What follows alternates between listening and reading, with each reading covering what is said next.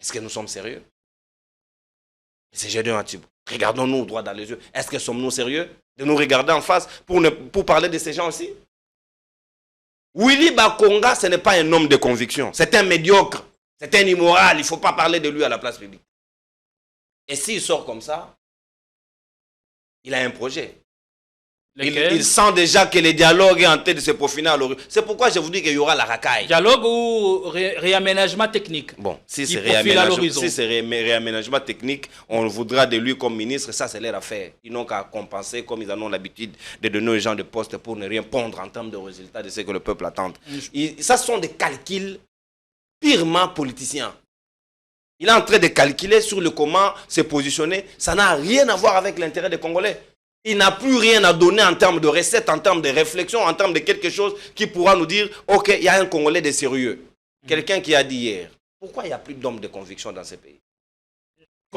Pourquoi sont-ils devenus des oiseaux rares? Pourquoi nous ne devons pas avoir aujourd'hui un Philippe qui vous dit « Moi, par ma conviction, je suis un centriste, je suis quelqu'un de gauche, je suis quelqu'un de droite, je mourrai ainsi. » Ça s'est fait ailleurs, pourquoi pas ici?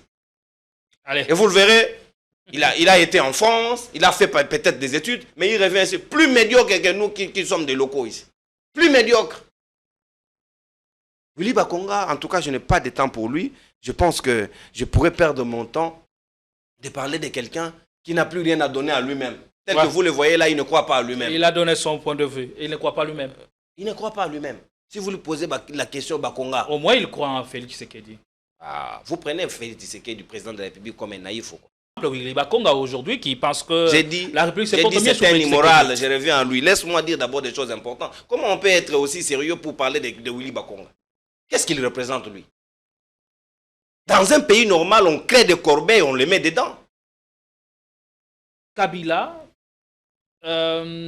serait-il l'un des visages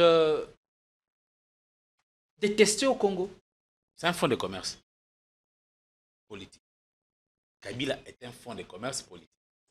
Kabila m'a envoyé pour venir adhérer. Confort, classe, luxe, à la fois moderne et vintage. Un mix de sensations qui vous offre des expériences personnalisées, uniques et inoubliables. Désirez-vous entrer dans une autre galaxie? Alors bienvenue à Joua Palace.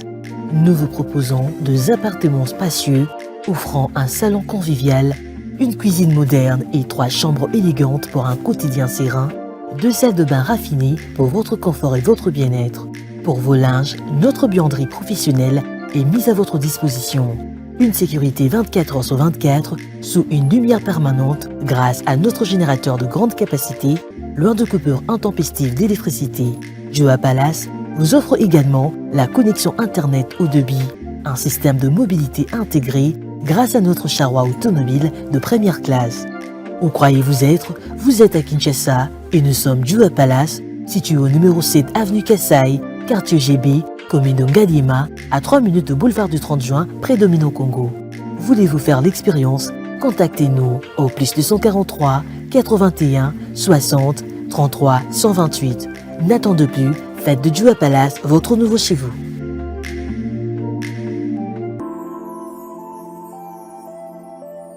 Le parc de la vallée de l'Antélé vous invite à venir partager des moments inoubliables en famille ou entre amis dans un cadre naturel de verdure unique à Kinshasa.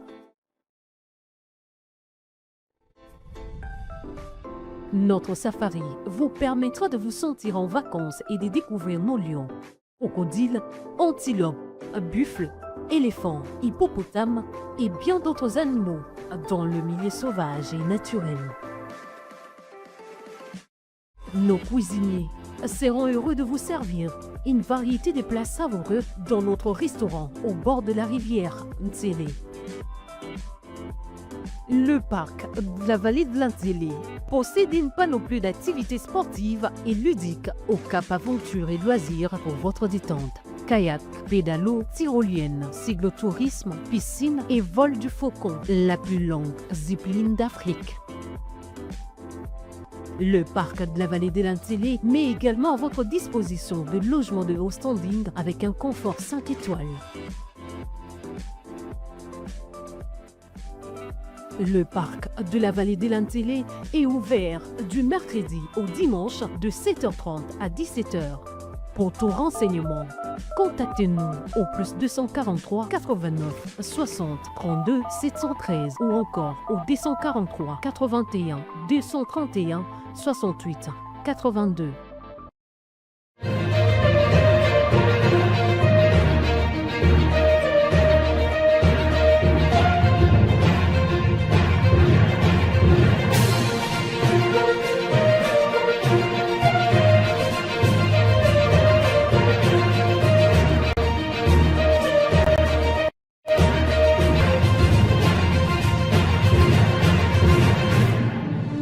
Nous sommes le 4 février 2026 tout justement et dialogue national ou dialogue de sourds, l'opposition rejette l'offre du président Félix Antoine Tshisekedi et l'atmosphère monte d'un cran. Au programme, on parlera aussi dessous du cas Claude Ibalanki et un regard sans concession sur les médias, les quatrièmes pouvoirs. Nous allons justement nous interroger quant à la liberté d'expression en République démocratique du Congo, entre liberté et dérapage, où en est la presse congolaise aujourd'hui. Est-ce le quatrième pouvoir serait devenu l'ombre de lui-même? On en parlera avec les éminents confrères qui sont avec nous sur ce plateau. Vous faites bien de nous choisir et rester jusqu'à la fin, car il y aura de quoi se mettre sous la dent. Et si vous nous rejoignez, abonnez-vous, activez la cloche de notification, aimez la vidéo pour permettre à l'algorithme YouTube de bien nous référencer sur la plateforme. Pour en parler, on a sur ce plateau, c'est l'ordre d'arrivée, Philippe Kazadi, éditeur du magazine Portail d'information, Kiosque d'Afrique. Soyez les bienvenus et comment allez-vous? Merci, Monsieur Gédéon, pour l'invitation. Je vais très bien. Merci, un grand plaisir de partager ces plateaux. Je crois qu'on va donner le meilleur de nous-mêmes pour contribuer tant soit peu à l'édification des Congos forts. Soyez les bienvenus. C'est la deuxième participation à ce club pour 2026. Ah oui. Et on espère que les débats seront équilibrés.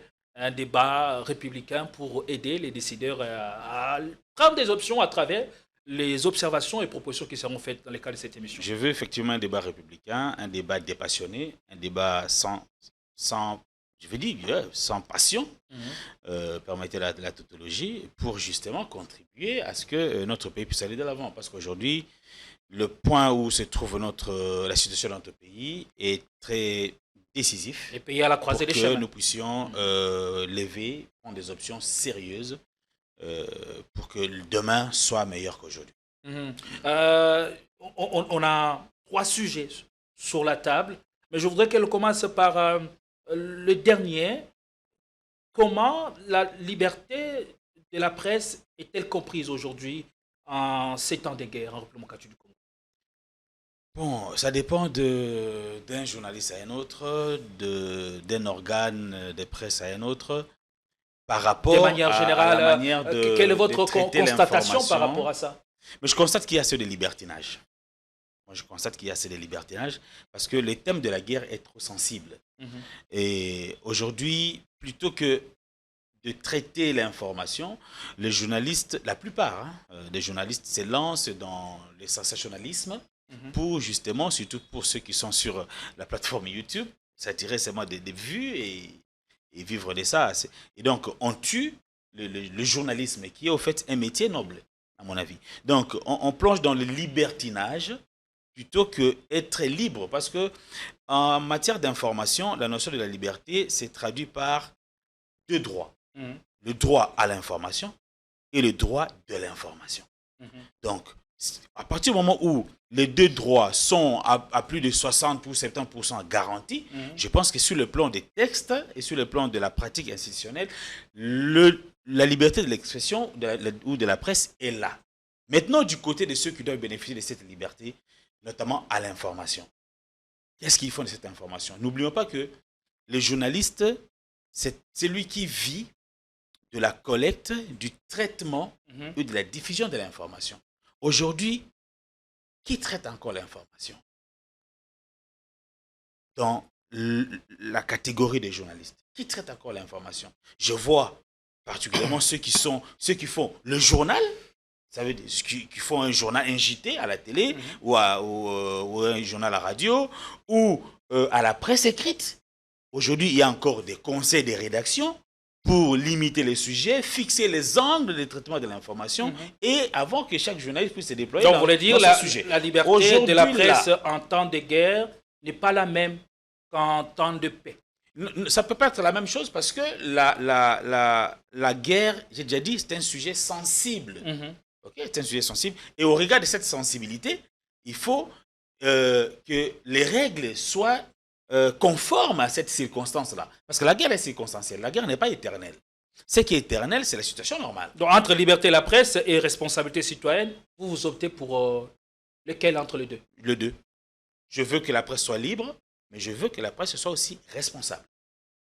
Et qu'elle sache quoi dire et quoi ne pas dire. La presse ne doit pas être le lieu où s'alimentent les fake news, le lieu de relais de fausses informations pour justement obtenir plus de vues et plus de likes. Comment voulez-vous que la presse soit responsable et ait un traitement différent de l'information en temps de guerre quand on ne met pas à sa disposition tout le moyen nécessaire ou quand les décideurs semblent être aux abonnés absents? Non, il faut déjà savoir que la presse a naturellement deux sources de revenus. Je crois que vous êtes dans cette partie de l'économie de la presse. Il y a la publicité qui n'est pas forcément dépendante... C'est pas une tradition à RDC. Qui n'est pas forcément dépendante des autorités. Pourquoi il n'y a pas la publicité chez nous? Parce que justement, il n'y a pas la concurrence. C'est la concurrence dans le milieu des entreprises qui crée le besoin de faire la publicité. Qui devrait faire en sorte que la concurrence soit rude? Est-ce les médias ou le gouvernement devrait accompagner suffisamment la presse à avoir le moyen de sa politique? Non, je dis que la presse trouve le moyen dans la publicité et dans la subvention de l'État. Mais j'étais en train d'expliquer d'abord la publicité. Comment les contextes de la publicité est quasi compliqué, difficile chez nous. Parce qu'il n'y a pas de concurrence entre entreprises. Vous avez dans la brassicole deux entreprises qui finalement se trouvent, ils sont dans une sorte de concurrence, mais face aux médias, ils sont dans une situation de monopole. Et ils vous imposent le prix. OK? Et il faut attendre les prix que ces sociétés de brassicole payent aux médias. Même les médias les plus en vue, combien ils reçoivent pour la publicité. Et ailleurs, la publicité coûte extrêmement cher. Vous allez à l'étranger, une ville comme Bruxelles, vous avez plus de 12 marques de bière.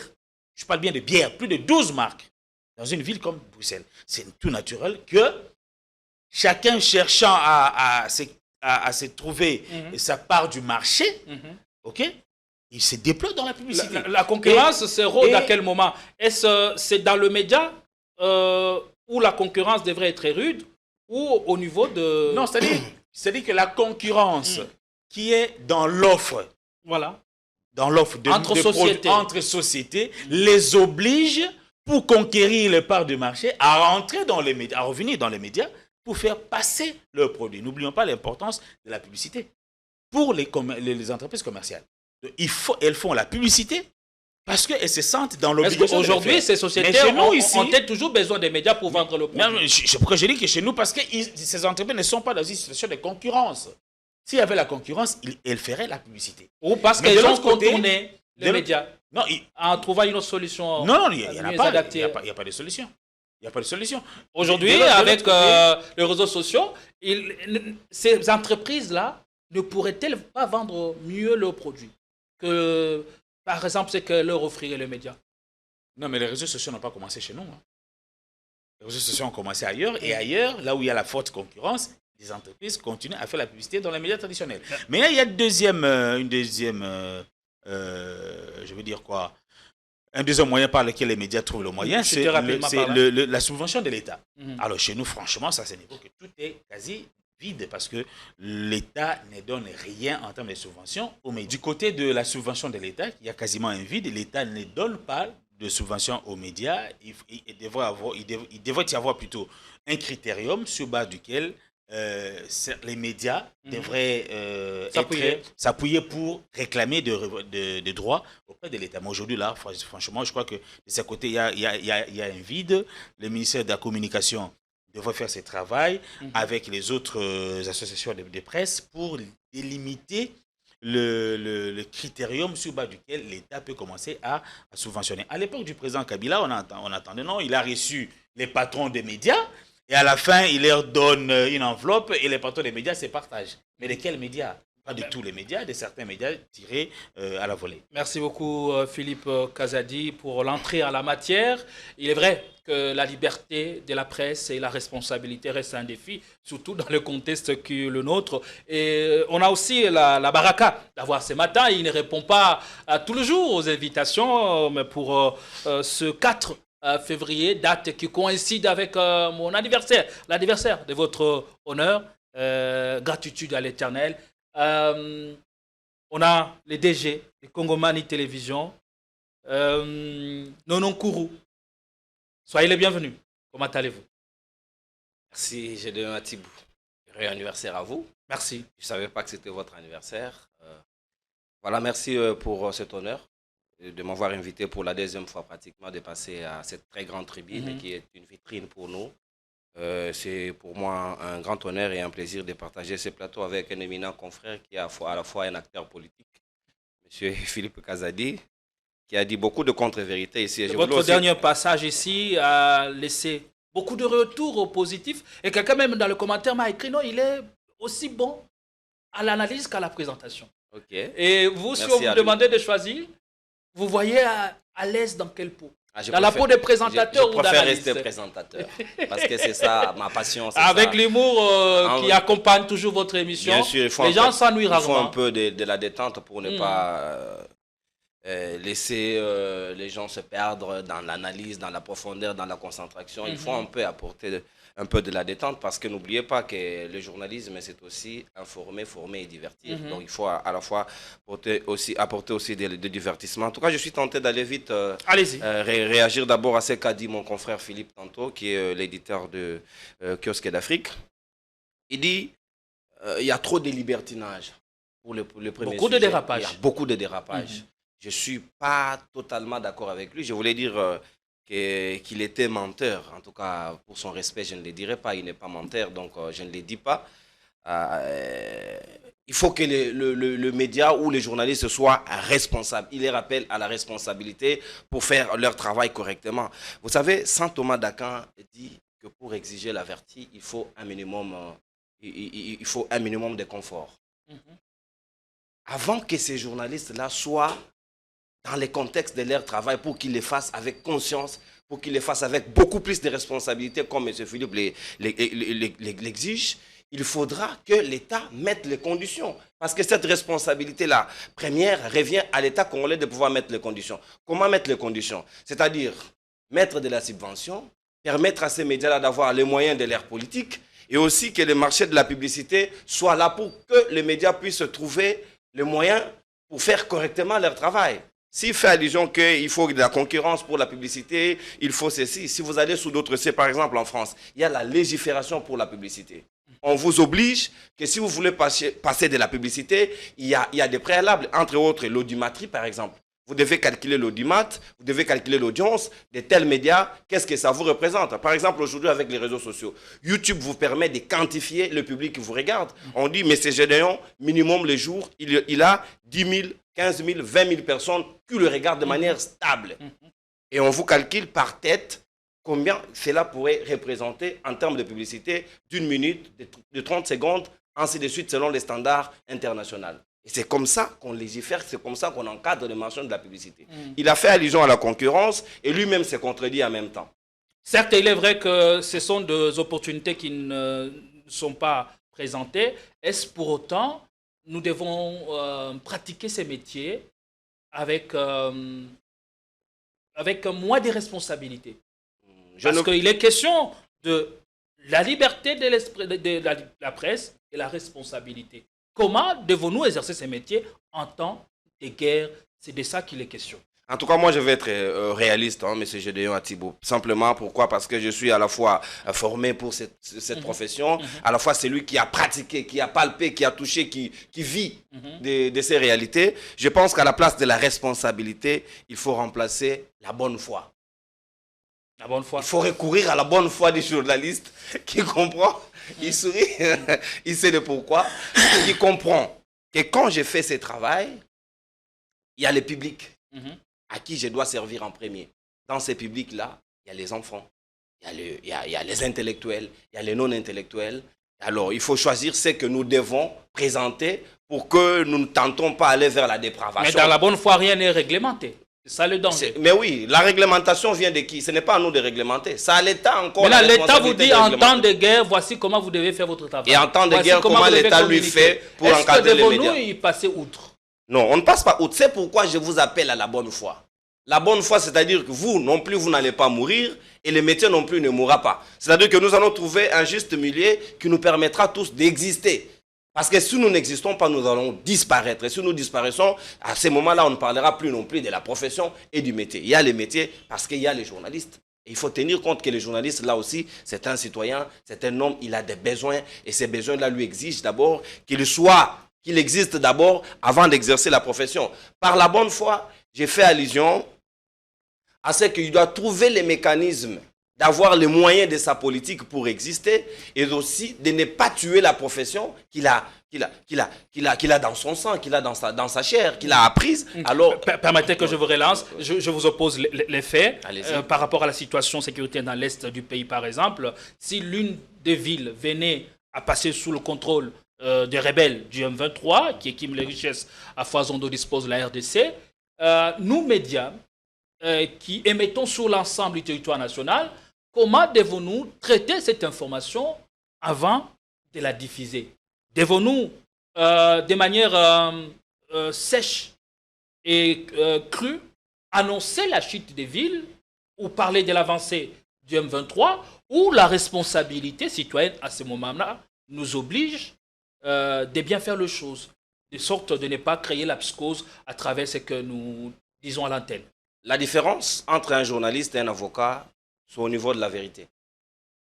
L'avocat a l'obligation de moyens et non de résultats, mais je pense que le journaliste, lui, a l'obligation de résultats. Dans quel sens? Dans le sens que je ne dois pas venir dire à mon public une contre-vérité. Je ne dois pas venir diffuser des mensonges. Ce que ma profession me demande, c'est n'est vrai ou n'est une bonne information que ce qui a été préalablement vérifié. Du moment où mes sources me confirment que la ville vient de tomber, M. Gédéon Atibou, la profession m'oblige de vérifier, de contre-vérifier l'information. Si tel est le cas, je dirai à mon public, la ville a tombé. Et la ville a tombé, et c'est ça la vérité. Vous verrez, le fait de ne pas dire que la ville a tombé, aujourd'hui les gens oublient. Nous sommes dans l'ère numérique. Ce n'est plus l'ère où les journalistes viennent dire « Bonjour mesdames et messieurs, voici ce que représente l'actualité ». C'est faux. Aujourd'hui, l'information va... Nous ne nous arrêtons pas seulement dans les 6 questions de référence de traitement de l'information. Les qui, le quoi, le quand, le où, le comment et le pourquoi. Aujourd'hui, il y a une 7e question qui vient s'ajouter, le so what, et après. C'est-à-dire que la personne lui-même, le public, à son niveau, avec son téléphone, avec son smartphone, il a déjà l'information. Il sait que la ville venait de tomber. Toi, tu lui dis que la ville ne tombe pas. Quelle est alors la crédibilité de ces médias-là qui viennent tenir un tel propos? Alors, tenez compte aussi que ces gens-là ont déjà des brides d'information ou ils ont déjà quelque chose qui s'apparente à l'information. Quand vous venez devant lui, il faut apporter de la profondeur, il faut apporter de l'analyse, il faut apporter des éléments complémentaires. Vous relevez la question des survies de médias ou de la concurrence de médias face à l'explosion de nouvelles technologies de l'information et de la communication. Quand sur les réseaux sociaux, on sait communiquer d'avance, est-ce le média, à ce moment-là, quelles seraient ou devraient être les attitudes? Garder silence alors que l'info est déjà sur la toile, ou on fait comment? C'est ce que vous relevez. C'est la difficulté aujourd'hui qu'a les médias traditionnels. Vous savez, il y a parfois la presse écrite aujourd'hui qui souffre avec les médias en ligne. Pourquoi? Donc la presse imprimée, la presse papier, aujourd'hui ça souffre. Pourquoi? Parce qu'il faut travailler avec la vitesse de l'information. Il faut travailler avec la vitesse de la technologie aujourd'hui. Si vous ne tenez pas compte de ces paramètres, alors vous allez rester en déphasage. Et rester en déphasage veut dire que vous risquerez de mourir ou vous risquerez de disparaître. Donc nous avons tout intérêt de nous adapter, de nous actualiser et de tenir compte de tous ces paramètres pour évoluer avec. Alors, dans ces contextes-là, nous avons tout intérêt de savoir que c'est lui qui a déjà l'information en premier, parfois bien avant que les journalistes n'arrivent. Les journalistes doivent se mettre à la place du public et comprendre que quand je viens me présenter devant ce public-là, qui est déjà à la limite savant, parce que si vous évoquez aussi la théorie du double étage de Paul Félix Lazasfeld et Lukat, ils vous disent que c'est lui qui reçoit l'information en premier et donne à quelqu'un d'autre. Donc, il y a le double étage et celui-là transmet l'information. Et l'information sur qui il y a la chaîne d'information. Et vous, quand vous venez à ce moment-là, que les gens ont déjà leur information qui se sont déjà propagées, vous avez tout intérêt de pouvoir comprendre qu'est-ce que je viens de dire. Qui vient apporter en plus la plus-value de l'information. Donc aujourd'hui, les journalistes doivent travailler sur la plus-value de l'information. Je pense que venir dire que la ville n'est pas tombée alors que la ville est tombée, je fais le choix de la responsabilité. Là, ce n'est pas de bonne foi pour ne pas plaire, pour plaire à M. Philippe, de dire la vérité après la vérification. Merci. Excusez-moi. En 30 secondes, pas la parole. Vous allez comprendre que... non, moi je croyais qu'il allait me contredire. Il vient de relever une question assez capitale. Je veux venir la sur survie des médias face à l'explosion, à la circulation exponentielle. Je vais revenir sur ça. Mais d'abord, il parle de l'État doit mettre le moyen. Comme quoi, seul moyen qu'il voit, c'est le moyen financier. Donc l'État, vous ouvrez votre chaîne de télé, vous ouvrez votre radio, l'État commence à vous donner l'argent. C'est ça. Sans critères, sans... J'ai aussi parlé de la légifération, je pense que... Ok, donc la légifération aussi, mais l'État d'abord prend, il met en place les textes, sans vous couper, il met en place les textes et il met les conditions. De professionnels des médias. Okay? Parce que c'est à nous de savoir aussi encadrer notre média. Qui est journaliste aujourd'hui? Qui appelle-t-on journaliste aujourd'hui? C'est tout celui qui a son petit micro, tout celui qui a sa petite caméra, qui se met derrière devant le mur de sa maison et commence à parler. Il est une chaîne YouTube. Nous devons faire un peu comme les avocats. J'ai relevé ici le fait que le journaliste, c'est celui qui vit de la collecte, du traitement de l'information et de la diffusion de l'information. Lorsque vous parlez d'une ville qui tombe et qu'il faut non, ne diffusez pas. Moi, je suis parmi ceux qui se sont opposés à la décision du CESAC, nous interdisant de ne pas dire que la ville est tombée. Non, il faut dire que la ville est tombée parce que ça préserve aussi la vie des gens. Quelqu'un risquerait de voyager, d'effectuer un voyage vers une zone qui est déjà sous contrôle de l'ennemi, parce que les médias n'en ont pas parlé. Qui profite d'après vous cette décision? Non, cette décision profite justement à l'ennemi, mais c'est contre le peuple. Maintenant, la question du traitement de l'information, là où c'est très important, parce que le journaliste est différent du chroniqueur. Et moi, je constate que chez nous, ici, il y a trop de chroniqueurs que de journalistes. Parce que le journaliste, lui, il traite l'information suivant l'angle, suivant un angle bien précis. Okay? Lorsqu'une ville tombe, moi, je peux prendre l'angle de conséquences sur la population.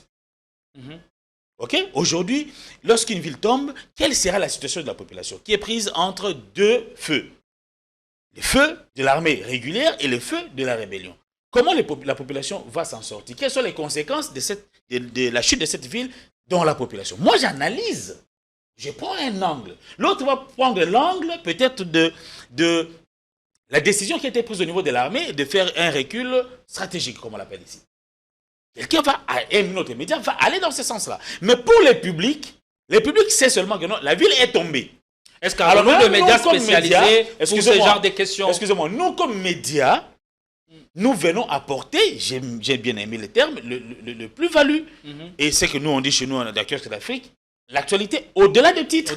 Donc, à part ce que vous connaissez, vous avez appris dans le titre, en termes d'information brute, voilà maintenant les angles, les différences. Et nous, dans nos textes, dans nos articles particulièrement, nous ne manquons pas de mentionner l'aspect concernant l'intérêt de la population. Parce que nous pensons qu'en ces temps de guerre, il est toujours important de signaler et aux autorités et à la communauté internationale les conséquences que subissent la population. La question de l'audimat, cher Nono. Nous devons passer à autre chose. En parlant de la publicité, il a parlé de la question de l'audimat. L'audimat, ce n'est pas l'affaire de l'État. C'est l'entreprise qui veut se lancer dans la publicité, qui évalue l'audimat du média dans lequel il va mettre la publicité. J'ai donné un cas. Vous comprenez? Donc, si chez nous, déjà, il n'y a pas des institutions qui sont aussi un secteur d'entreprise d'investissement. Il n'y a pas des institutions qui nous font des audimats, qui peuvent nous dire non, tel média est suivi à telle hauteur. Aujourd'hui, ça peut être dégagé parce que avec, par exemple, YouTube, tu peux aller dedans et voir que telle chaîne est suivie ou pas. Suivie par autant de personnes. Maintenant, moi, je suis pas dans l'audimat. Moi, je suis même dans la fixation du prix de la publicité. Qui détermine le prix de la publicité? Ce n'est pas les médias, c'est l'entreprise. Mais que dit la loi quant à ça? C'est l'annonceur. Non, c'est-à-dire que la loi ne peut pas dire que c'est aux médias de fixer les prix. Mais merci. Tout naturellement, lorsque moi je viens, excusez-moi, tout naturellement, une seconde s'il vous plaît. Tout naturellement, lorsque moi je viens chez vous solliciter un service, c'est à vous de me fixer les prix. Merci. Mais à partir du moment où moi, je sais que je suis dans une position de force plus que vous, je vous impose mon prix. En fait, c'est la loi de la demande et de l'offre qui se joue là, et disons, primée par la concurrence. Oui, en 2 minutes, vous allez chuter. Que reste-t-il alors de la crédibilité de nos médias face aux médias étrangers ou face à ce que représente aujourd'hui la toile ou les réseaux sociaux? Moi, je pense que c'est de bonnes guerres. Cette concurrence-là continuera toujours à exister tant que les médias étrangers ou les médias internationaux continueront d'exister et nous, les médias nationaux aussi. Alors, ce qu'il faudra faire, c'est que nous devons comprendre que nous ne devons pas disparaître. Parce que de l'autre côté, il y a beaucoup plus de moyens, ils ont beaucoup plus d'outils, et plus que nous. Alors nous avons tout intérêt. Vous allez même constater que même de par nos autorités, s'il veut s'exprimer, il réserve la primaire de son interview à un média étranger. Et nous autres, nous défendons des médias de relais. La théorie des 3C. Voilà. On est battu à plat de couture. Exactement. Le canal, la cible, le contenu. Le contenu. Alors, ils ont tout intérêt à pouvoir comprendre que si nous voulons être un État fort, si nous voulons être une puissance demain, nous avons aussi intérêt à garder les médias, parce que les médias font partie des éléments de puissance. Il y a même toute une théorie de Harold Laswell qui parle de la toute-puissance des médias ou de l'épikir épidermique. Donc, nous avons tout intérêt d'avoir des médias forts, des médias puissants, et cela fera parler de nous. À l'époque, déjà, la RTNC était appelée le Tam-Tam d'Afrique. Est-ce qu'on a même certains présidents africains, avant de dormir, ils étaient dans l'obligation de suivre d'abord la RTNC. Aujourd'hui, en dehors du match de football des Léopards, personne ne suit la RTNC. Et ça, ce n'est pas normal. Donc, nous devons comprendre que nous avons une menace qui est devant nous, de la disparition, et on a tout intérêt à comprendre que nous devons faire de notre mieux pour exister, et ça, nous devons nous donner le moyen de le faire. Oui, avoir des médias crédibles, à même d'arroser toute l'Afrique et même le vieux continent. C'est possible et il faut que le dirigeant puisse en avoir conscience. Les choses que nous disons ici doivent contribuer à la réflexion sur la table. En temps de guerre, on a aussi le front médiatique. Exactement. Qui n'est pas à oublier, à minimiser. C'est une très bonne guerre de l'autre côté. Mais là, qui semble être relégué au second rang. Ils ne comprennent pas. Avec, vous savez, à la Première Guerre mondiale, quand la radio est arrivée, avant c'était les TSF, avec des Motorola et tout ce qui va avec, on pouvait désorienter l'autre camp avec une fausse information et ils vont à côté alors que la cible est ailleurs. Et si vous ne comprenez pas qu'aujourd'hui, avec les numériques, avec les médias, nous avons la capacité de pouvoir désorienter et déplacer même le combat au lieu de rester sur le front de bataille, et le combat peut aller au-delà des armes. Et ça, il faut tenir compte que les médias peuvent jouer ce rôle-là. Et si nous avons les moyens, je répète, sans les moyens, on ne pourra pas relever ces défis-là. Très bien dit, cher Mystère Nononkuru. Nous allons ouvrir le sujet. Je crois que pour ce deuxième ou troisième tour de table, chacun de vous aura 3 minutes. On parle du dialogue. Dialogue national ou dialogue de sourds, l'opposition dans son ensemble semble rejeter l'offre proposée par le président Félix Tshisekedi, toute l'opposition non armée, je dirais, s'est insurgée contre cette déclaration ou sortie médiatique du chef de l'État qui veut garder la mainmise de cette initiative. Alors, la principale question, c'est de savoir quels sont les enjeux autour du type de dialogue annoncé par le président Félix Tshisekedi. Je préfère commencer par vous, Nononkuru. On parle du dialogue et le dialogue national inclusif. Sommes-nous en route?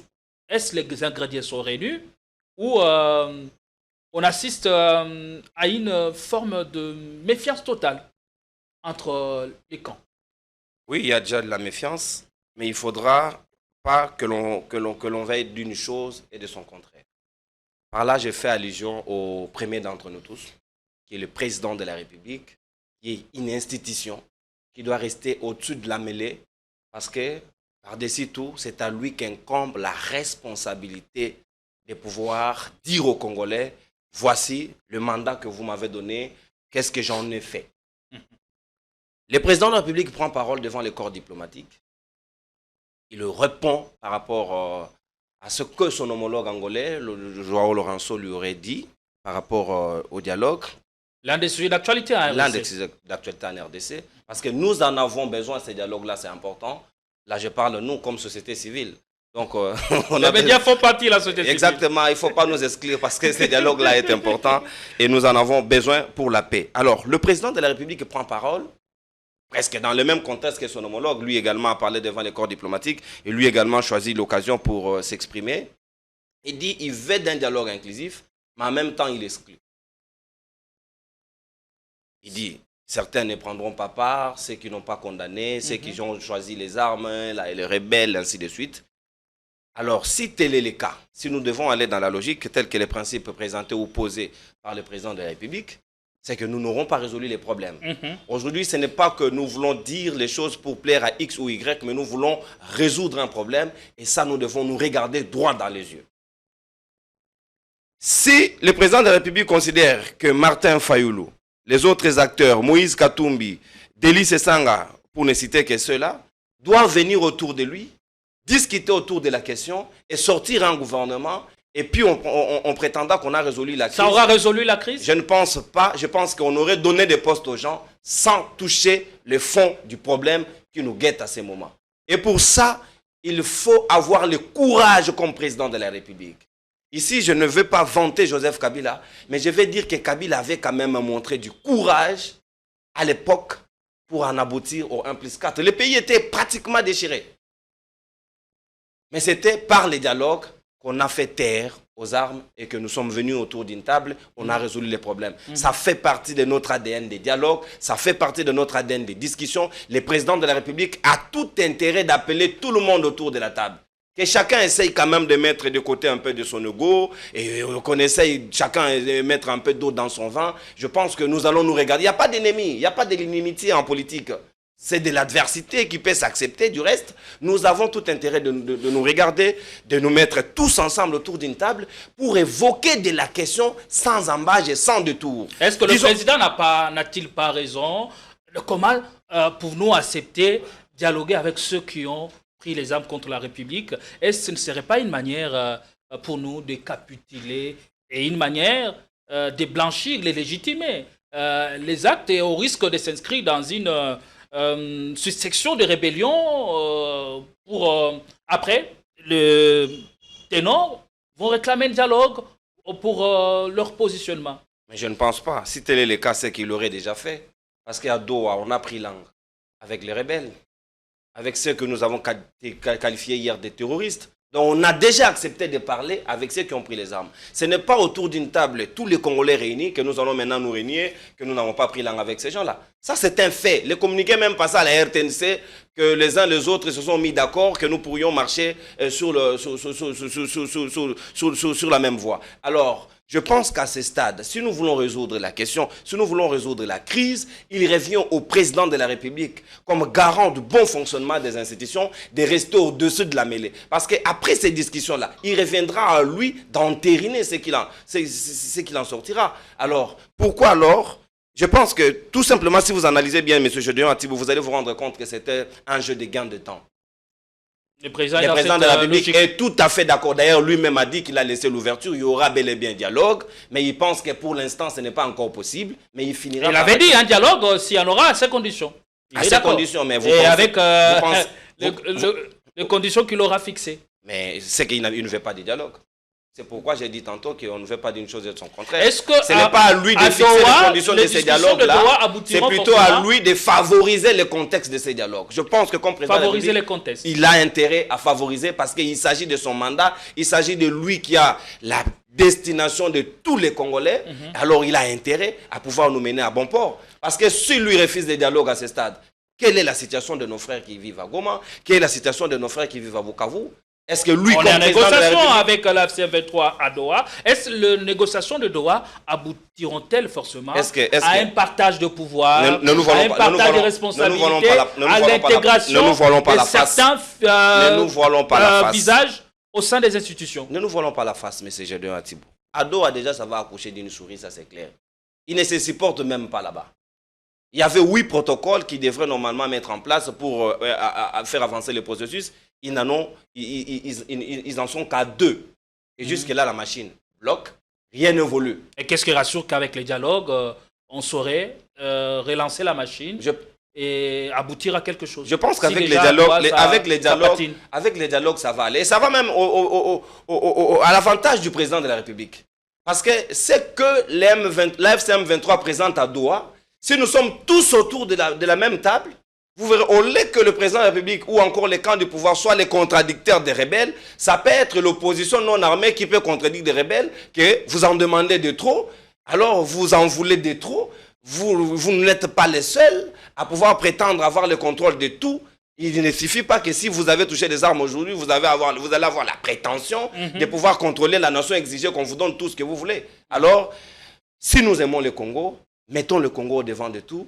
Alors, essayons quand même de revoir chacun, comme on dit, dans un dialogue, dans la théorie des négociations, il faut faire le compromis. C'est que chacun devra faire des concessions, chacun devra faire perdre quelque chose pour en gagner quelque chose. Donc, nous avons tout intérêt de nous réunir autour de la table. Je pense que le président de la République, ce sera lui le grand gagnant de ces dialogues. Et il n'a pas à faire des caprices, parce que les caprices, il n'a qu'à laisser à Mbosso, à Bati, à Lutundula, aux gens de l'Union sacrée. Mais lui, comme président de la République, garant de bon fonctionnement des institutions, il a tout intérêt à pouvoir rester au-dessus de la mêlée. Qu'il laisse faire les dialogues. C'est à lui qu'on apportera des recommandations. Il appréciera. Vous avez parlé de l'agenda du président de la République ou d'élanger autour de ce dialogue, temporiser, gagner plus en temps.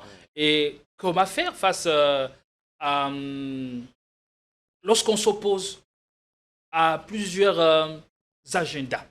Comment faire pour arrondir les angles et aplanir les divergences pourvu qu'on arrive à ces dialogues tant voulus? Moi, je pense que ce ne sont que des caprices des uns des autres. Ils finiront. Les dialogues aujourd'hui, c'est encore une nécessité, mais je pense que ça deviendra un impératif dans un futur proche. Pour l'instant, il ne l'est pas?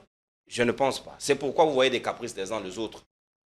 Si nous franchissons la barre 2027, et que la CENI, déjà, les 2 confessions religieuses, la CENCO et l'ECC, ne s'entendent presque pas, ils ne sont pas en odeur de sainteté avec les 6 autres confessions religieuses, nous allons connaître le même cas Ronsard Malonda, nous allons connaître le même cas Denis Kadima. Ils ne se mettront pas d'accord. Et la crise commencera encore proprement dit là-bas. Et vous verrez comment l'Église catholique va entrer en danse. Et à ce moment-là, je pense que ce ne serait pas profitable pour le président de la République avec la déstabilisation de l'Est et que nous ayons encore la déstabilisation en interne. Ce n'est pas prudent pour lui. Je pense que gouverner, c'est prévoir. Il a tout intérêt à anticiper la crise au lieu qu'on en arrive là, ce qui ne sera pas bon. Merci beaucoup, Nono Kourou. Philippe Kazadi, vous avez le même temps d'antenne pour argumenter sur cette question.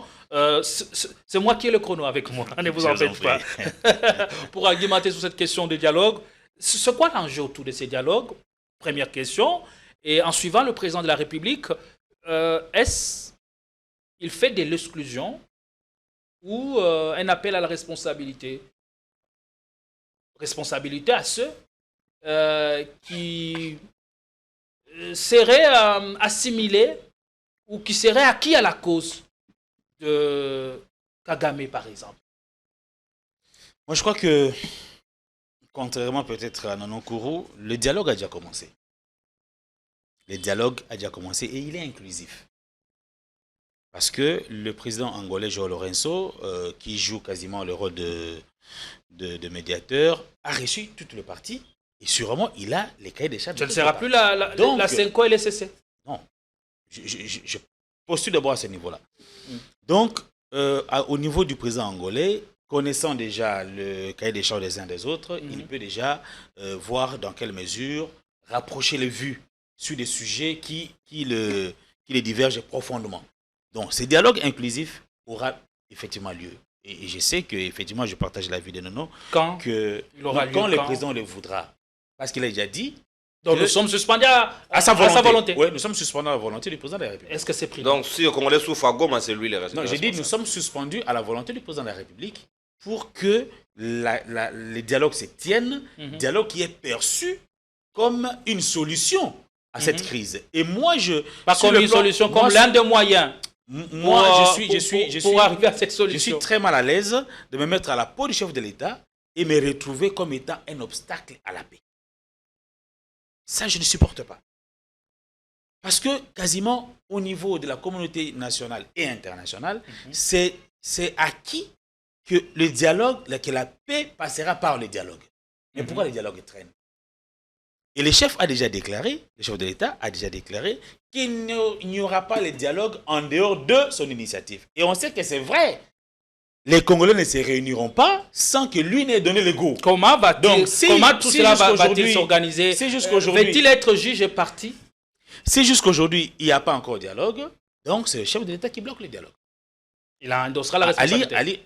Justement.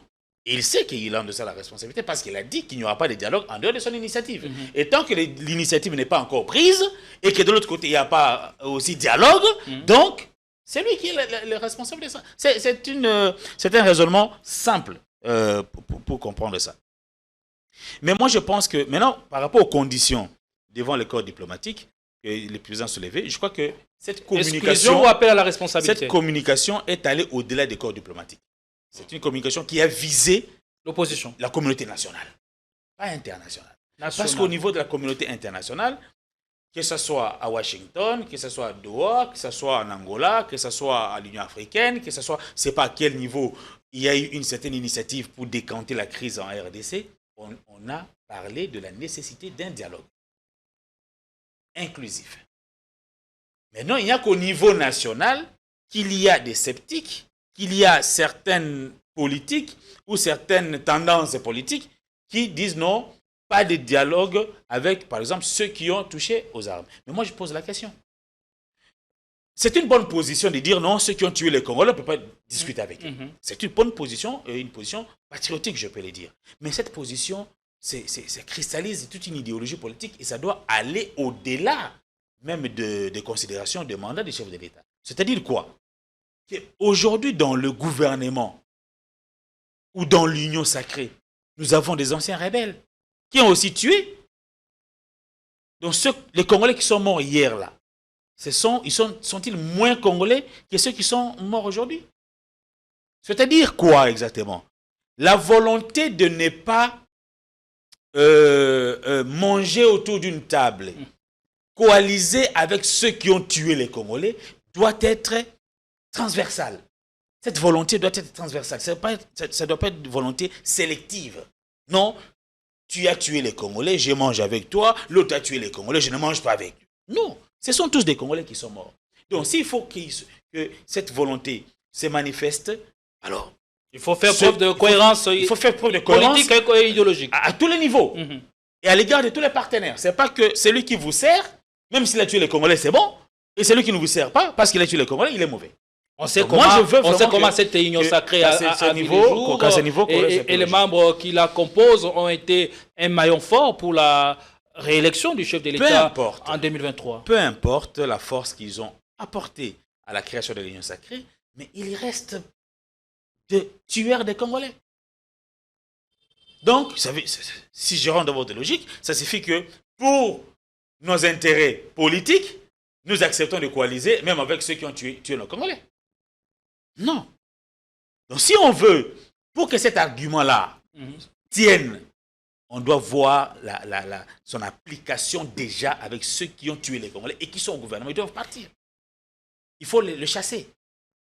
Ou ils doivent être devant la justice pour payer de leurs actes. Est-ce que ceci ne doit pas être décidé lors du dialogue? Est-ce que Sun City avait réussi à poser les bases du genre?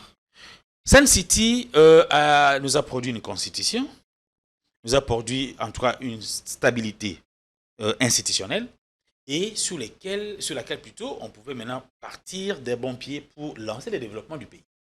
Mais voilà, on retourne encore à la situation quasiment de 2001. Pourquoi on en est arrivé là? Parce que c'est le si vous fustigez le fait que certains Congolais ont pris les armes, ils se sont alliés au Rwanda, eh bien, maintenant il y a eu un problème de gouvernance qui ne nous a pas mis en état de pouvoir continuer à lutter de l'interne. Il y a ceux qui nous suivent qui voudraient peut-être savoir, mais les dialogues là, pour parler de quoi? De quoi va-t-on parler dans ces dialogues? Des termes de référence. Oui, ils seront sûrement définis. Ça, c'est très important. Dans un prochain... On dit dialogue, il faut dialoguer avec les Nanga, il faut dialoguer avec tout le monde. Ok? Les Congolais doivent se parler. Les causes profondes. De quoi doivent parler les Congolais? Parler de causes profondes. Alors, s'il s'agit de... Tout le monde est unanime. S'il faut parler de causes profondes de quoi? De la crise, moi, je pense que parmi les causes profondes, il y a la faiblesse de l'armée et de services de sécurité. Si nous avions une armée dissuasive, une armée efficace et des services de sécurité efficaces, on n'aurait pas connu des rébellions. Parce qu'à chaque fois, les services de sécurité pouvaient anticiper les actions et nos frontières ne seraient pas aussi poreuses. Là, ça met les dirigeants devant leurs responsabilités. Ah ben justement, ça doit être un dialogue de remise en cause replacer chacun devant ses responsabilités. Du leadership politique congolais. Ok? Parce que je connais un vieux qui m'a dit un jour que, vous voyez, la plupart des politiques congolais que tu vois ici, s'ils arrivent même au Sénégal, ils arrêteront de faire la politique. Ils cesseront de faire la politique. Merci beaucoup. Parce que vous avez suivi quelqu'un dire, non, il est Kabyle de sang, ok? Et que les Juifs va régner le kabylisme, il arrête avec la politique. Quelques années après, il dit non.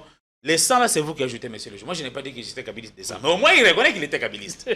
Et aujourd'hui, il devient tshisekidiste. Vous comprenez? Donc, c'est cette racaille-là de la classe politique qu'il faut voir, qu'il faut extirper par des règles. C'est-à-dire, les règles du jeu convenues ensemble va faire en sorte que la racaille puisse partir. Malheureusement, c'est toujours la même racaille. Il faut envisager. Qui va définir les mêmes règles. Non, nous ferons qu'est-ce pour subir. Aujourd'hui, le président de la République a toute la possibilité du monde de pouvoir extirper de la classe politique toute la racaille. Il en a le moyen. Parce qu'il est président de la République. Et lorsqu'il veut convoquer les dialogues, il peut déjà, influencer les conclusions de ces dialogues pour que finalement on puisse arriver à nettoyer la classe politique. Merci beaucoup. La construction, excusez-moi, et notre vous avez pris assez de temps. J'ai parlé moins que non, je comprends le fanatisme. Pas du tout. Mais laissez-moi parler, non. Il y a la question aussi de la construction d'un État véritable. Chez nous, vous avez quasiment l'impression qu'il n'y a pas l'État parce que l'administration publique est défaillante, les services de l'État sont défaillants. Vous voyez comment, même au niveau de la province, comment le gouverneur peine pour faire payer comment ils appellent? Mais ce sont des discussions de fonds qui devraient être mais non, c'est-à-dire que les personnes qui se demandent de quoi va-t-on parler dans le dialogue, je suis en train de donner les thématiques sont là. Le matière, mais quand vous parlez aux politiques, eux, ils ne voient que le partage de postes. Merci. Alors, il y a une soif qu'il faut étancher ici, c'est que chaque camp politique est en train de se battre pour sa survie politique. On le verra bien. Il faut qu'on arrive à résoudre ces problèmes-là, ou qu'ils arrivent à résoudre ces problèmes par un dialogue.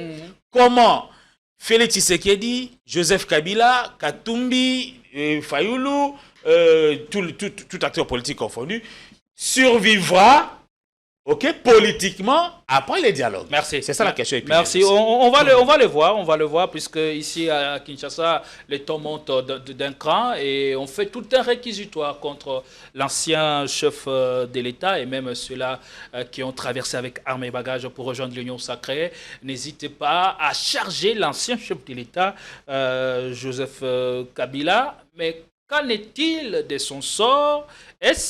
Serait-il favorable à ces dialogues selon le format du président de la République, Félix Antoine Tshisekedi? On va observer une pause avec cette vidéo d'un lieutenant du président Joseph Kabila. C'est lui qui chantait à la gloire de l'ancien président. Aujourd'hui, il est devenu plus tshisekédiste que Kabouya, tshisekédiste pur et dur.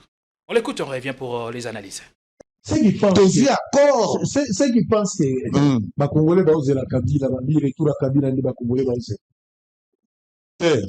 ngai na okota na débat on te na okota na débat on te bonga na yebi ke ngai na yebi ke président Kabila azana makambo na justice na yebi yango kaza condamné akoko se représenter les sociétés donc ceux qui attendent peut-être bon na yebi te na ndenge na bango mais ngai na yebi sio que il y a pas de péché ce qui Félix Antoine Tshisekedi Tshilombo, président de la République, a continué. Donc, si on Tshisekedi, on va Kabila, on connaît Tshisekedi. Siko Tshisekedi nde. Kolo makambo mwana mboka. Mwana mboka. Ah, papa. Willy a Tshisekedi. Mwana mboka. De père et de mère, tozana yao. Bato même de nazolo baba zoka moi. Mais c'est ça, okokamo etali yo. Ata okamo etali yo. Yoko na lobi. Na chwapa bazoka mote po bayebi. Batinda kinga na loba bongo. Chwapa balobi loba bongo. Oza famille bato baloba ke Kabila bomaki moko Tshisekedi da segusi moko. Mutuna mutazana interprétation na ye. Mutuna mutazana interprétation na ye. Mais président Tshisekedi a sali musala mengi. Kabila bomaki mboka Tshisekedi a segusi. Soki président Tshisekedi a sali 18 ans. Hein? Ah, en tout cas, yo tala na Kinshasa seulement. Tala kaka na Kinshasa. Tango misala oye cause. Oyebi douleur et enfantement. Moi, c'est ça que na zemi. Hein? Azo boka basoi, azo souffrir, tout ça. Ma pose à Bassi. Voilà. Willy Bakonga, Nononkuru. Je vais vous ajouter un peu plus de minutes par rapport à votre dernière prise de parole. Vous devez le supporter. Hein. Lui, c'est un éditorialiste. Je précise d'abord que Willy Bakonga, c'est un immoral. Oh. Oui, ça c'est un point. Je n'ai pas encore posé ma question. C'est un point, je reviens. Le premier point, c'est un immoral. Je n'ai pas encore posé ma question. On va d'abord souligner en gras. Après, je reviens sur Willy Bakonga, mais je ramasse rapidement une préoccupation très très importante par rapport à ce qu'a dit Philippe tantôt. Les dialogues. De quoi allons-nous parler? Les matières à discussion.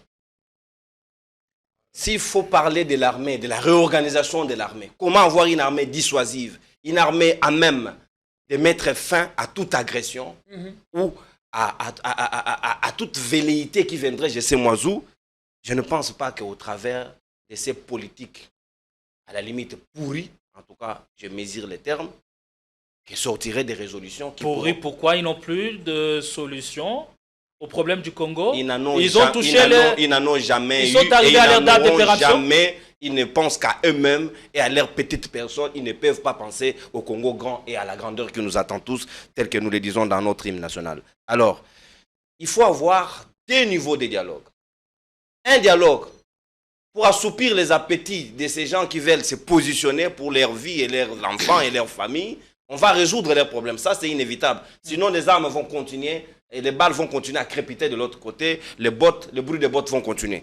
À ceux-là, nous allons les assoupir, leurs appétits, ils n'ont qu'à se calmer. Ils vont avoir leur dialogue comme ils en ont l'habitude. Il faut leur donner. Mais il faut aussi réfléchir comment mettre en place un mécanisme pour que la racaille ne revienne plus jamais. Mosengo est mort, mais il nous a dit qu'il y avait des médiocres. Et je vous dis qu'aujourd'hui, nous avons quitté de la médiocrité à la racaille. Et ça, c'est dangereux. Nous devons y réfléchir. Ça dépend de vos rôles, on se trouve. Hein? Ce n'est pas ce que vous direz, par exemple, Willy Bakonga aujourd'hui, qui pense que la République se porte mieux. C'est un immoral, je reviens à lui. Laisse-moi dire d'abord des choses importantes. Comment on peut être aussi sérieux pour parler de Willy Bakonga? Qu'est-ce qu'il représente, lui? Dans un pays normal, on crée des corbeilles et on les met dedans. On ne peut pas parler de lui. Ça, c'est leur donner beaucoup d'importance alors qu'il ne représente plus rien. Laissez-moi finir à ce qui est important. Non, Willy Bakonga ne peut plus jouir de la liberté du moment où il a eu l'opportunité de... Veut qu'il puisse avoir droit au chapitre. Quel droit? Quel droit? Les médiocres ne peuvent plus avoir droit quand le Congo sera beaucoup plus sérieux et debout. Vous verrez. Aussitôt que vous êtes listé médiocre, on vous met de côté. On n'a plus besoin de vous. C'est comme ça que nous allons construire les grands Congo. Comment laissez-moi pour remettre toute cette racaille de côté? Oui, laissez-moi d'abord finir. La racaille, j'ai dit, il faut leur donner leur dialogue des racailles. Quand ils finiront leur racaillerie, si ça se dit, en tout cas, passez-moi l'expression, nous allons revenir maintenant au vrai dialogue, où les Congolais consciencieux vont discuter de la question d'État. Avec qui? Autour de la table. On va choisir la crème. On va prendre les scientifiques, on va prendre les sociologues, on va prendre les politologues, on va prendre les juristes, on va prendre toutes les disciplines. Qu'on propose les CC. Les CC et la CENCO. C'est ce vrai dialogue, c'est celui-là. Et ça, les politiques ne voudront pas. Vous verrez les gens de l'Union sacrée. L'opposition dans son ensemble est d'accord avec un dialogue sous l'égide de la CENCO et CC. Non. Mais le président ne faites pas confiance, ne faites pas confiance aux acteurs politiques. Ici, je fais allusion et à l'opposition et à l'Union sacrée. C'est le foufou des mêmes Mbadi. Ils se comportent ainsi parce qu'ils ne sont pas au pouvoir. Là, je parle comme patriote congolais avec la passion du Congo dans le sang. À ceux-là, donnez-leur leur dialogue des racailles, ils en gardent. Et nous allons revenir pour faire les vrais dialogues. Et ça, nous devons bénéficier de leur bonne foi. Qu'ils nous donnent seulement leur bonne foi. Et nous allons mettre en place les vrais dialogues que les Congolais attendent de tous leurs vœux. C'est ces dialogues qui mettront en place les experts de plusieurs domaines et ceux-là devront réfléchir. Imaginez par exemple si vous mettez sur la table de ces dialogues ici, comment réorganiser l'armée, vous amenez un Willy Bakonga pour réfléchir sur l'armée. Il vous pond quoi? L'argent de la gratuité détourné. Il vous pond quoi? J'ai fui pour n'avoir rien fait. Et il revient, il a fait la prison, il est ressorti, on a cherché un directeur de cabinet, un directeur de prison, que l'on n'a pas retrouvé, et jusqu'à preuve du contraire, il se déclare de l'Union sacrée, et c'est fini. Est-ce que nous sommes sérieux? C'est Gédéon Atibou. Regardons-nous droit dans les yeux. Est-ce que sommes-nous sérieux de nous regarder en face pour parler de ces gens aussi? Willy Bakonga, ce n'est pas un homme de conviction. C'est un médiocre. C'est un immoral. Il ne faut pas parler de lui à la place publique. Et s'il sort comme ça, il a un projet.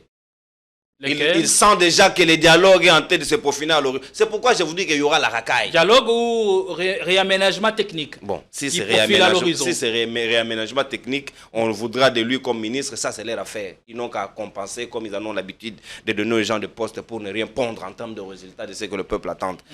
Ça sont des calculs purement politiciens. Il est en train de calculer sur le comment se positionner. Ça n'a rien à voir avec l'intérêt des Congolais. Il n'a plus rien à donner en termes de recettes, en termes de réflexion, en termes de quelque chose qui pourra nous dire, ok, il y a un Congolais de sérieux. Quelqu'un qui a dit hier, pourquoi il n'y a plus d'hommes de conviction dans ce pays? Pourquoi sont-ils devenus des oiseaux rares? Pourquoi nous ne devons pas avoir aujourd'hui un Philippe qui vous dit, moi, par ma conviction, je suis un centriste, je suis quelqu'un de gauche, je suis quelqu'un de droite, je mourrai ainsi. Ça s'est fait ailleurs, pourquoi pas ici? Allez. Et vous le verrez, il a été en France, il a fait peut-être des études, mais il revient ici plus médiocre que nous qui sommes des locaux ici. Plus médiocre. Willy Bakonga, en tout cas, je n'ai pas de temps pour lui. Je pense que je pourrais perdre mon temps de parler de quelqu'un qui n'a plus rien à donner à lui-même. Tel que vous le voyez là, il ne croit pas à lui-même. Il a donné son point de vue. Il ne croit pas à lui-même. Il ne croit pas à lui-même. Si vous lui posez la question Bakonga... Au moins, il croit en Félix Tshisekedi. Vous prenez Félix Tshisekedi, du président de la République, comme un naïf ou quoi? C'est quelqu'un qui connaît, vous savez, il en a donné la recette à Mende. Mende se voyait déjà ministre quand il venait autour de Félix. Mais il a bien géré. Il a temporisé ses ambitions. Aujourd'hui, Mende n'a plus d'ambition. Rien n'est exclu que lors du prochain remaniement, je n'en disconviens pas. Il figurerait. Mais au moins, il a su les gérer. Ils sont venus, ils n'ont rien eu. C'est comme le vieux Lutundu là. On lui a un peu donné, mais à un certain moment, on les gère. Et il reste là sans ambition, il n'a qu'à rester comme ça, et il restera comme ça. Et personne ne plaidera sa cause. Et... On aime bien votre sourire narquois. Je ne veux pas de réplique par rapport à ça. J'étais par là et puis Philippe va conclure. Non, je lui concède mes minutes, mais qui ne réplique pas par rapport à ma chute. Rebondissez sur ce qu'a dit Willy Bakonga. Est-ce que ça fait sérieux la transhumance politique ou tout simplement du réalisme dont il fait preuve? Et aujourd'hui, Kabila serait-il l'un des visages détestés au Congo? C'est un fonds de commerce politique. Kabila est un fonds de commerce politique. Kabila m'a envoyé pour venir adhérer. Écoutez, sont sérieux. Parlons d'abord de choses sérieuses. Hein. Comment on appelle ça, dans le dialogue qui profile à l'horizon, la question, j'ai parlé de la question de l'armée, la question de la construction d'un véritable État, de l'administration publique et des services de l'État, mais il y a aussi la question du processus électoral. Parce que plusieurs crises naissent de la mauvaise organisation des élections ou sinon de la non-acceptation des résultats. C'est l'année du problème. Par tout le monde. Donc ça, il faut vraiment qu'on s'y penche et qu'on discute sérieusement. Ce n'est pas normal qu'après un cycle électoral qu'on attend de non, tel n'était même pas de cette confession, on l'a pris et on l'a mis à la CENI. Donc déjà, cette manière de désigner les présidents de la CENI corrompt tout.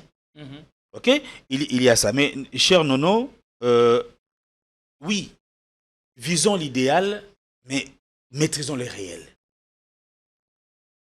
Vous dites qu'il y aura, on donne aux médiocres, à la racaille, leur dialogue. Oui, mais après les avoir donné le dialogue, ils se partagent des postes et ils nous dirigent. Donc, ce que j'aurais voulu ici, c'est que nous interpellions le président de la République. Il est le seul aujourd'hui qui a la possibilité et la responsabilité de changer la classe politique congolaise. À partir du dialogue, il peut mettre les règles du jeu. Au besoin, il peut même se sacrifier lui-même. Qui n'écoute pas tous ces vautours qui viennent, non, on a égrené autant d'années dans ton mandat, Covid, ainsi de suite. Non, non, monsieur le président. Vous avez la responsabilité et la possibilité énorme de remettre ce pays sur le rail. Et de bonne manière alors. Pour que désormais nous ne venions plus plutôt sur un plateau comme ça et chercher à commenter les sorties médiatiques des gens qui ne valent pas la peine. En tout cas, je ne dirai aucun mot sur Bakonga, rassurez-vous. Est-ce que les signaux sont-ils rassurants? Alors, c'est-à-dire quoi? Au regard de ce que le chef de l'État est en train de faire déjà. Pour que nous ayons des bonnes élections qui soient acceptées de tous, la seule personne qui peut tout jouer pour que ça réussisse, c'est le président de la République. Le président de la République. Parce que s'il met de côté, Félix Tshisekedi est déjà devenu président, il fait 2 mandats, ça fait 10 ans qu'il va être président de la République, il est en train de réaliser des choses dans son mandat, c'est des successions de réalisation d'un président à un autre que le Congo va aller de l'avant. Donc, en laissant à celui qui viendra après lui un Congo meilleur, mieux que celui qu'il a reçu, Joseph Kabila, c'est le Congo qui va gagner et son nom sera inscrit en lettres d'or dans l'histoire de notre pays. Merci. Donc, pour finir, je veux bien qu'il y ait dialogue, je veux bien que la sélection des acteurs politiques qui vont assister à ces dialogues soit rigoureuse, mais le plus important, ce sont les conclusions et qu'est-ce qu'on fera de ces conclusions après. Donc, il faut créer un cadre à la fois juridique, politique et sociologique, institutionnel, pour permettre à ce que les conclusions de l'accord apportent des solutions aux véritables problèmes auxquels notre pays est confronté. Merci beaucoup Philippe Kazadi, éditeur du Kiosque d'Afrique. Et on verra ce que le dialogue nous donnera dans le prochain jour. Et face surtout à la recomposition ou à la composition des forces, oui, il y a des forces qui se recomposent, les alliances naissent, d'autres alliances sont enterrées. Le cas du très contesté Claude Balanki, qui a rejoint il y a près d'une semaine la rébellion de l'AFC M23. On verra comment tout ça va se passer. Y aura-t-il des transferts, des gens qui vont quitter un camp pour rejoindre l'Union sacrée, pour renforcer les rangs du chef de l'État? Oui, il faut vraiment surtout surveiller ces politiciens, et même sur vos plateaux, c'est important. On a besoin de la nouvelle énergie, et c'est ce qui va faire développer le Congo. Merci à vous d'être venu. Philippe Kazadi, merci à vous. Nono, cours un dernier mot, même à Lingala. Natondio Botondi to Sombitini, Makanisi Nabizo pona Kontombo Mayambo Canabiso, République démocratique du Congo. Nabanzi ezaka toujours un plaisir. Je reprends mes habitudes, donc n'hésitez pas à vous réserver une invitation. Surtout avec de la qualité comme de Philippe. En tout cas, on n'hésitera pas de temps en temps à vous avoir à nos côtés. C'était un plaisir et un bonheur de vous avoir à nos côtés. Merci aussi à vous, Philippe Kazadi, à toute la grande équipe qui nous a permis d'arriver chez vous. Nous vous retrouvons un peu plus prochainement avec la même dose des plaisirs. Abonnez-vous, activez la cloche de notification pour ne plus rien manquer de nos contenus. Et à tout à l'heure, mesdames. À tout à l'heure, messieurs. Inch'Allah.